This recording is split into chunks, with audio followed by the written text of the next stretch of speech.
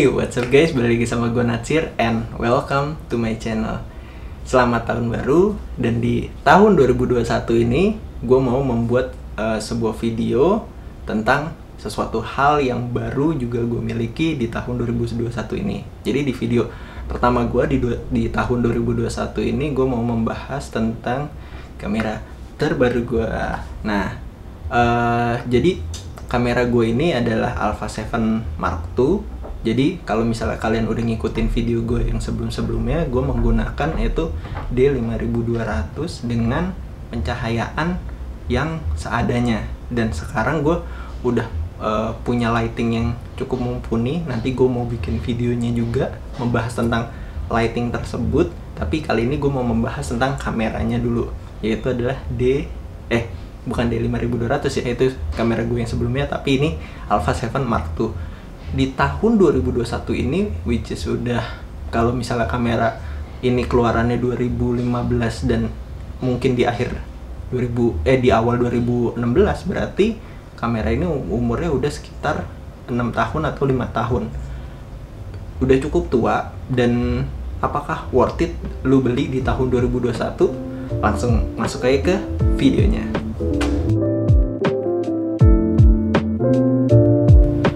Jadi sebelum gue membahas tentang alasan kenapa gue membeli Alpha 7 Mark II ini di tahun 2021, gue mau menjelaskan sedikit sejarah tentang Alpha 7. Jadi Alpha 7 itu, kalau gue nggak salah ya, itu adalah merupakan kamera pertama mirrorless yang full frame di dunia. Jadi sebelumnya mungkin Panasonic mungkin udah bikin full frame, mungkin Olympus udah bikin full frame, dan lain sebagainya, tapi kamera mirrorless yang sensor full frame itu adalah Alpha 7 yang pertama. Nah, kenapa gue nggak beli yang Alpha 7 yang pertama aja, yang Mark I gitu? Karena menurut gue itu masih tahap pertama kali, dan itu masih tahap pengembangan, sehingga ketika keluar Alpha 7 Mark II di setahun kemudian, itu jumping dari fiturnya tuh bener-bener jauh banget, sehingga kalau misalnya kalian bandingin Alpha 7 Mark I dan Alpha 7 Mark II itu perbedaannya cukup signifikan, dan jumping lagi ke Alpha 7 yang Mark III. Nah, selain itu ada line up Alpha 7S dan Alpha 7R. Alpha 7S yang dikhususkan untuk videografi, yaitu memiliki low light capability, kemudian zaman dulu tuh sudah bisa 4K tapi eksternal. Kemudian kalau untuk yang Alpha 7R itu bener-bener, untuk Alpha 7R itu fokusnya bener-bener untuk fotografi aja. Jadi dia megapikselnya cukup besar, seperti itu. Nah, kenapa gue nggak memilih dua hal tersebut? Karena gue mau yang hybrid, yang video udah cukup oke, dan untuk foto juga cukup mumpuni gitu. Nah, akhirnya gue milih yang tengah-tengah, yaitu adalah Alpha 7 Mark II. Di samping juga harganya yang lebih relatif lebih murah lah gitu. Jadi alasan pertama kenapa gue milih kamera ini adalah full frame. Oke, mungkin bagi sebagian orang gak butuh sensor yang hingga full frame gitu. Tapi kalau gue sendiri sebenarnya juga nggak terlalu butuh-butuh amat sih, biar keren aja gitu. Iya, enggak. Tapi sebenarnya kalau misalnya kalian usut lebih dalam, kamera yang sensornya full frame itu dia memiliki kapabilitas low light yang lebih baik daripada sensor-sensor seperti APS-C dan Micro Four Thirds. Beda hal mungkin kalau misalnya sensor itu memang sudah dioptimalkan untuk bisa low light yang cukup bagus, itu beda hal. Cuman kalau misalnya compare apple to apple gitu ya, dengan sensor yang fiturnya seragam gitu, full frame dan APS-C apalagi Micro Four Thirds, itu beda jauh untuk kapabilitas low lightnya. Dengan shooting condition yang low light gini, yang biasa gue jalanin, foto-foto yang mungkin bakal gue hadapin, itu cukup banget gitu dengan kamera yang sensornya full frame. Jadi alasan kedua gue yaitu adalah IBIS. Jadi IBIS itu apa? IBIS itu in body image stabilization. Jadi kalau misalnya tangan kalian shaking gitu, jadi udah ada built-in IBIS di kamera tersebut. Sehingga kalau misalnya kalian shooting gitu ya, atau misalnya foto handheld nggak pakai tripod, nah kalian tuh bisa dapetin hasil yang lebih bagus dan lebih tajam gitu kalau misalnya kalian punya IBIS di dalamnya, apalagi dikombinasikan dengan lensa kayak gue gini yang ada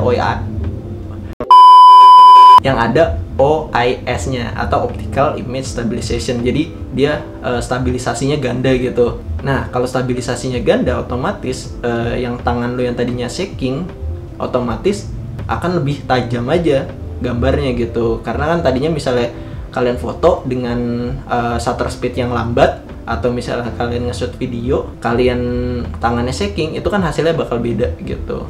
Jadi alasan yang ketiga mungkin agak bias dan berbeda bagi sebagian orang.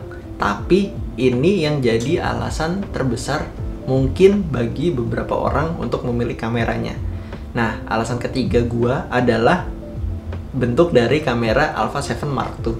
Jadi kalau misalnya beberapa orang gue tanya, kenapa sih pengen Fujifilm gitu? Karena looksnya yang retro banget gitu. Atau kenapa lu pengennya Panasonic? Pasti kecenderungannya pengen kemampuan video yang bagus, atau misalnya buat videografi oke gitu. Tapi kalau Sony, bagi gue pribadi, terutama yang Alpha 7, itu looksnya menurut gue ganteng banget gitu. Kalau lu misalnya bawa foto itu beneran kelihatan kayak profesional banget. Apalagi generasi Alpha 7, dari Alpha 7 Mark II sampai Alpha 7S Mark III yang terbaru kemarin, itu looksnya nggak ada berubah, paling pemindahan dari button layoutnya aja, sama layar di Alpha 7S Mark III yang udah bisa flip. Selebihnya bisa dibilang looksnya sama gitu. Jadi looks itu yang bikin gue milih kenapa kamera ini cocok banget buat gue gitu. Nah, alasan keempat gua kenapa gue milih kamera ini adalah videografi dan fotografinya. Nah, dari videografi, kenapa? Kan masih banyak kamera-kamera yang speknya jauh lebih oke dengan harga mungkin di bawahnya ini gitu. Balik lagi yang ke gue bilang tadi, gue kemarin itu kameranya D5200 dan spek videonya itu bener-bener jauh banget kalau di-compare sama ini. Sehingga kalau misalnya gue upgrade dari D5200 ke kamera ini, itu ya worth it aja gitu, dengan spek yang misalnya udah bisa 1080 60 fps, kemudian fotografinya, kemampuan low lightnya cukup oke gitu, dan ada IBIS-nya juga. Jadi fotografi dan videografinya gue nggak bisa komplain banyak, udah cukup buat penggunaan gue. Dan 1080 adalah resolusi yang gue pakai buat kebanyakan video gue. Ya cukup aja sih kalau misalnya menurut gue dengan kapasitas yang kayak gitu. Beda hal misalnya kalian pengen nge-shoot 4K, atau misalnya pengen punya kamera yang shooting continuousnya cepet sampai 11 fps atau 12 fps, ya mungkin kamera ini bisa jadi bukan pertimbangan kalian. Tapi ini salah satu pertimbangan gue, yaitu adalah kemampuan fotografi dan videografinya. Oke, yang kelima adalah mungkin ini alasan bagi beberapa orang untuk milih kameranya, yaitu adalah harga atau budget yang kalian miliki. Nah, kalau gue kemarin budgetnya memang nggak banyak-banyak amat, dan gue pengennya yaitu kamera yang udah full frame, ada IBIS-nya, kemudian ya full frame, ada IBIS-nya, kemampuan videonya sudah mumpuni gitu. Pilihannya kalau misalnya kalian mau full frame, yang jelas ada Alpha 7 Mark I, tapi itu udah terlalu lama, dan baterainya juga sangat amat boros, dan bodinya itu bukan ringkih ya, tapi gampang baret gitu.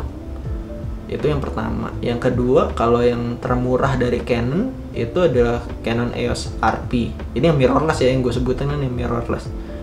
Canon EOS RP itu harga body only kalau nggak salah di 15-16 jutaan, belum sama lensa.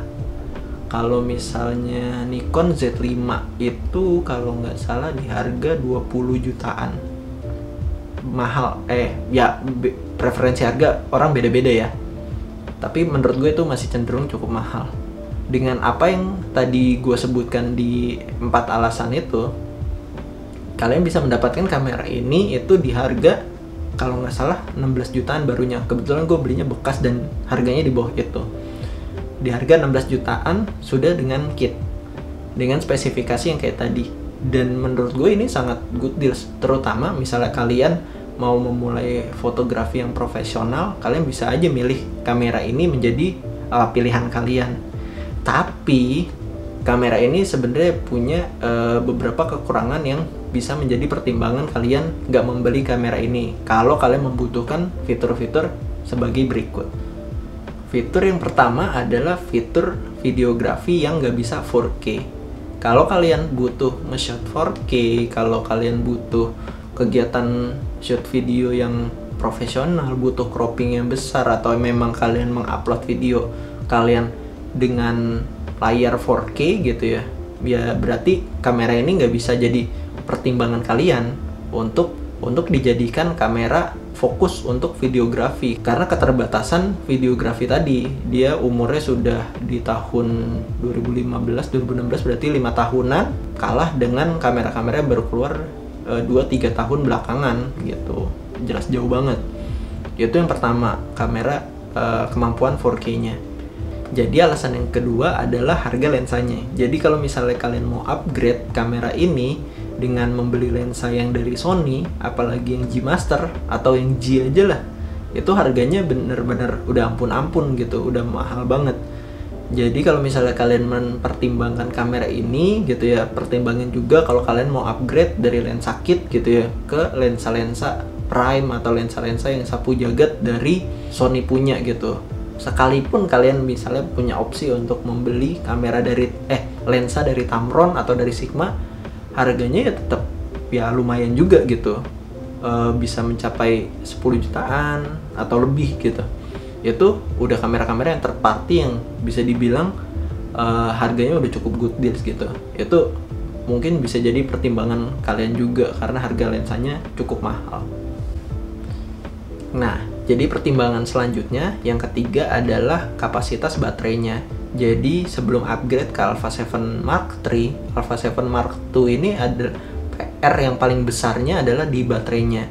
Kenapa pemilik sebelum kamera ini punya baterai sampai 3? Karena penggunaan untuk misalnya kalian traveling atau kalian penggunaan yang seharian penuh, itu kalian pasti butuh baterai yang lebih ketimbang cuman baterai yang dikasih sama Sony. Kalian perlu beli baterai, mungkin beli baterai yang dari Sony juga atau beli baterai dari Wasabi, dan itu hukumnya wajib gitu karena ini baterai boros banget. Kayak gue nge-shot video ini tadinya full, nge-shot misalnya kayak setengah jam aja, itu baterainya udah berkurang sampai 50% lebih, padahal baru dipakai sebentar doang. Nah, kalau misalnya kalian mau beli kamera ini, otomatis itu jadi pertimbangan kalian. Atau misalnya kalian tetap mau beli kamera ini, pastikan kalian beli baterai cadangannya juga, karena baterainya itu cepet banget habis. Nah, yang keempat adalah, ini adalah pertimbangan yang sebenarnya agak gue kompromi, tapi agak gimana ya, kalau misalnya di kamera gue sebelumnya itu di D5200, layarnya dia kan bisa flip ya. Kalau yang ini nggak bisa gitu. Kalau kalian misalnya dengan kamera-kamera baru yang dari Fuji atau dari Sony juga A6400, A6600, itu kameranya udah bisa di flip ke atas. Atau kamera dari Panasonic G7 atau M50, itu kamera yang lebih murah dan udah bisa di flip. Kamera ini masih belum punya flip gitu. Jadi itu bisa menjadi downside atau pertimbangan buat kalian ketika milih kamera ini. Jadi itu adalah beberapa alasan kenapa gue akhirnya milih kamera ini, dan beberapa alasan yang mungkin kalian bisa pertimbangkan untuk nggak milih kamera ini. Nah, itu dulu aja. Kalau kalian setuju dengan pendapat gue tadi, silahkan like dan subscribe. Semoga di tahun yang baru ini kalian bisa juga mendapatkan kamera yang kalian inginkan. See you on the next video. Bye-bye.